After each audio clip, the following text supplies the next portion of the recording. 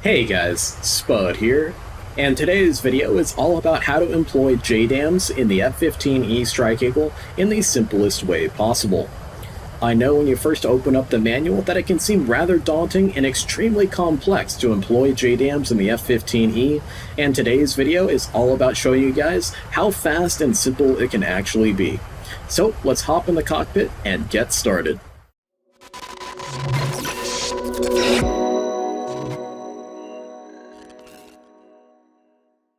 Alright guys, welcome back to the office of the F-15E Strike Eagle, or I guess in this case the F-15I Ra'am, and we'll hop right into talking about the simplest way to employ the newly released JDAM capability for the F-15E. Now I know when looking at some tutorials out there, as well as reading through the manual, it can seem like a very daunting and complex task to just get a JDAM onto a target. But today's video is all about showing you guys it can be just as quick and easy and streamlined like using a JDAM in the F-16C or A-18C. So today's going to be all about getting you guys over that hump and showing you guys it doesn't have to be that difficult. So first thing we'll do here is we'll go to our air-to-ground master mode, and let's turn on the autopilot and relieve some of our pilot workload here. We'll go ahead and fence in, master arm on, external lights are off, check our fuel, and our Wizzo in the back will be checking out our countermeasures and making sure that our electronic warfare systems are good to go. This tutorial does assume that you know how to use the air-to-ground radar as well as a targeting pod in the F-15E, and if you're missing that piece of the puzzle, I've got a couple videos out there that can help you kind of fill that in.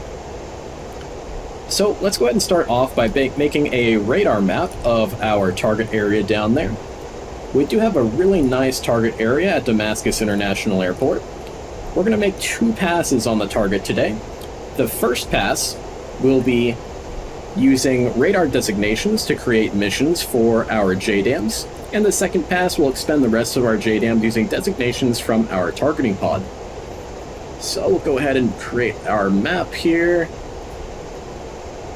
We've got targets down there at our steer point 2, and we'll keep updating the resolution of our radar map as we get closer to the target. But wow, that was a good one. That actually looks pretty darn good. We can see the three little blips here of the three IL-76s that we're going to be dropping on. So we'll get a little bit closer here, and while we're getting closer, let's go ahead and start setting up our JDAMs. It is a little bit more involved than setting up the JDAMs in like the Hornet or the Viper, but it's really not that bad once you kind of practice it a couple times. We'll go to our armament page, air to ground portion, and we'll create a program for our 6 GBU-38s for release in our packs. You definitely want to use direct mode for this initial implementation of the JDAMs in the F-15E. Ripple single, nose and tail for the fusing, so that way we can make sure that the weapons will explode on impact, and ripple single, so that way we drop a single JDAM with a single press of our pickle button. We'll go back to the menu. We're now done with the pack system. We'll go to menu 3, and we want to open up the new smart weapons page right here in the top right. In the smart weapons page, we're now greeted with a wing form of our aircraft that shows all of the JDAMs loaded onto our aircraft. We can see we got 6 GBU-38s loaded up on the left and the right CFT. Now, there's a very important reason why I'm showing you guys and demonstrating with 3 GBU-38s or 54s, doesn't really matter, on our CFTs in the F-15E, because there's a gotcha in here that can be rather frustrating when you're first learning to use JDAMs in the F-15E. The gotcha here is that by default you load your first mission into the center GBU-38 on your CFTs or 54s, whatever you have loaded. However, the aircraft and the way it's programmed will release the rearmost weapons on the CFTs first, then the forwardmost weapons, and then finally the middle weapons. So if you're like on a close air support mission, you need to drop a single weapon onto a single target with one pass, and you load the mission into the center JDAM on your CFTs, it will not release. You have to load it onto the rearmost Or if you already expended the rearmost JDAMs, then the forwardmost JDAMs, and then finally finishing off with these JDAMs in the very center of the CFT. Now we use the next station button here in order to scroll and change which GPU 38 or 54 or 31 we're actually loading a mission onto. So let's see if we can update our radar map for our target area here. That's going to really help. And then once we get a new radar map, we'll freeze it so that way we can start creating our designations. Nice, that's looking really good. So let's go ahead and freeze it there. We'll change our cursor over to creating target points. And we'll put our first target right on top of that IL-76 right there. And TDC depress, designate the target. And once you've designated a point on the ground with a sensor, whether that's your radar, the INS navigation system, or the targeting pod, you'll then get a new option in the top left of your smart weapons page right here. Transfer radar, or transfer TPOD for our targeting pod. Whatever sensor it is, we need to transfer that designation from that sensor over into the weapon. So let's transfer. And then now we have a ready. Keep in mind, if the weapon is not ready for release, like say if we have master arms set to safe, it'll stay standby right there. And you'll only get standby if you load a mission into that middle weapon and you're trying to release it. It will not release. You have to use the rear, then the forward, then the middle weapon on a particular CFT. So keep that in mind, guys. We'll then scroll to the center GPU 38 and we'll put it on the next IL-76. So we'll make a new designation. Beautiful. That's looking good. Transfer radar. So we'll transfer that designation to create the new mission on that GPU 38. It still says standby, but don't worry about that. As we drop the weapons, the next one will say ready, then the next one will say ready as they continue through the drop. Next station. We'll designate the next IL-76 down there on the ramp.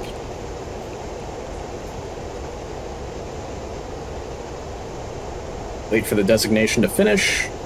Transfer radar. And boom, we're now ready to go to drop our first 3 GPU 38s. At this point, we're totally done with the Smart Weapons page, so you could move back over to the twos page or air-to-air radar, whatever you need to do for where you are in the mission and the threat you have around you. You only need to come back to this once you're ready to actually set up the missions for your 3 remaining GPU 38s or whatever other JDAMs you have loaded onto your aircraft. So, with that, we are done with our air-to-ground radar, so we can unfreeze our picture here, and we go over to our targeting pod, and why don't we go ahead and slave it to our target so that way we can see the impacts of our first 3 drops. We'll kick the autopilot off.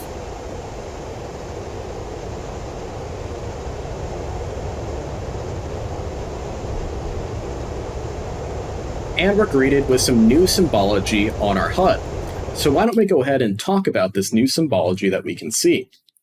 This little X, that's open X with a diamond that is in fact flashing, if we unpause for a moment, shows us the point on the ground where we've created the JDAM missions. So that way we can actually see it superimposed on the ground in the field of view of our HUD to allow us to fly to those targets a little bit easier. On the right-hand side, we have a range bar, very similar to the FA-18 or the F-16, and we can see our range caret in the top here that basically represents our aircraft. This first tick mark represents the maximum range with which we can release our weapons and still have them impact. Then the staple down here shows us the range at which we can actually drop our weapon, and the weapon will conform to the terminal guidance options that we have set for the weapon. For using sensor designations to create missions for our GPUs right here, at the moment we cannot change the terminal options for the way that the weapon will actually impact the target. And because of this, I highly recommend not dropping your weapons at the absolute maximum range possible. They tend to fall a little bit short and have a hard time reaching their targets. definitely wait until you get at least closer to, if not inside, the terminal guidance staple right here. So what we also have a representation of a staple up here that shows us the headings that we can be at, or the kind of offset azimuth-wise that we can be at and still have our weapon impact the target. As you get closer and closer to the target area, that staple will open up. So unlike dropping dumb bombs or dropping laser-guided bombs, we don't have to be directly pointed at the target. But if we are directly pointed at the target, then that will allow us to drop our JDAMs at the maximum range. And of course, as I'm sure you guys are well aware of, the higher and faster we're flying, the longer range we can get our JDAMs to drop at. So let's go ahead and hit the burners a little bit here as we turn in towards our target area. And we can see that little X showing up on the ground down there to kind of show us where our designations are.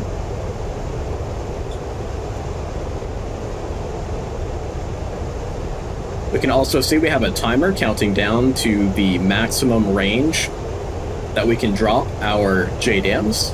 And once we're in range, we can see that we now have an ASL, an azimuth steering line, that will help point us and guide us right towards our target for the most accurate drop possible at the longest range. And we'll kind of level off here a little bit. That should be plenty fast enough. And I'm just going to wait, so that way we can get as close as possible to the terminal guidance staple that is on our HUD there.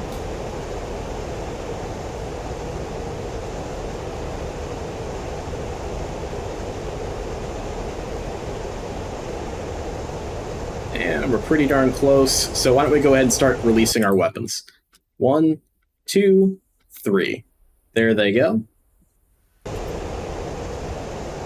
And just for giggles here, so we can watch the weapons, we'll trim out our jet with some little taps on our trim hat, and we'll go ahead and turn the autopilot back on, so that way we can watch our weapons fall to their targets.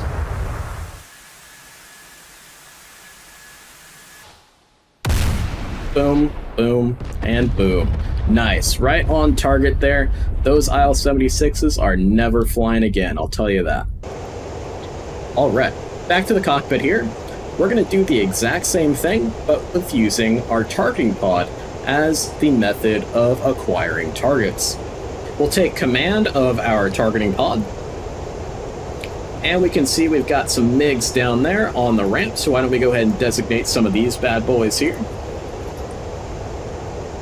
We'll create our first target point. We'll put it right in between two MiGs here, so that way we can get as much damage onto as many of those airframes as possible.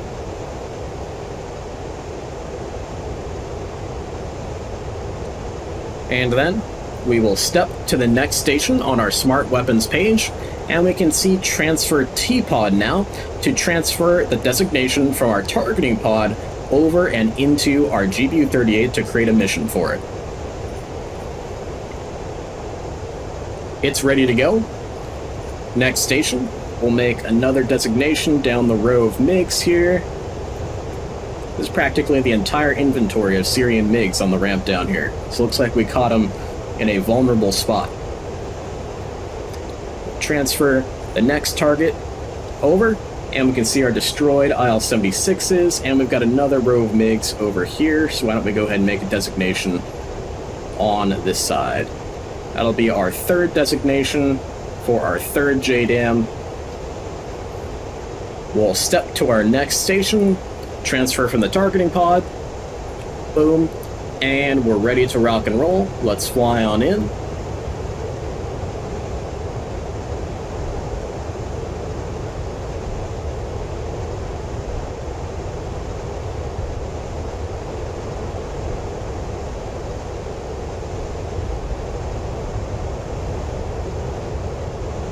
We can see we're close enough to get that ASL, and we're right into the sun. That's a bummer. Let's go ahead and bring up our HUD repeater, and that'll help us out a bit.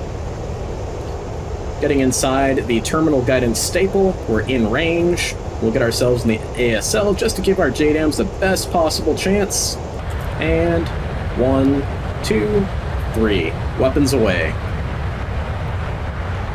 Alright. We'll go ahead and trim her back out again. Always when you use the trim guides in DCS, because we can't feel the aircraft physically, just give it little taps on the trim head. Little taps, get her nice and trimmed out. And little taps the other way if you over trim it a little bit.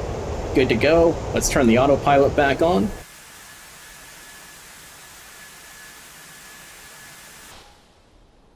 Boom. There's one. There's two over there. And let's see our next guy here.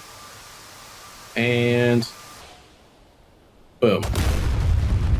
Alright, nice hits on all of those aircraft. So guys, I hope this video shows you guys that using JDAMs in the F-15E is not nearly as complicated as when you first hop in and take a look at that manual or look at some of the very long tutorials out there. I know a lot of you guys are always asking for tutorials from the back seat. If you are a wizzo, please keep in mind that all of the underlying systems that we've talked about here today all work exactly the same in the front seat and the back seat of the F-15E. So I hope you guys enjoyed the video, and I hope this helped you out and kind of got you over that hump like I've been saying. So we'll see you in the next one, guys. Please leave a like and a subscribe, and fly safe out there.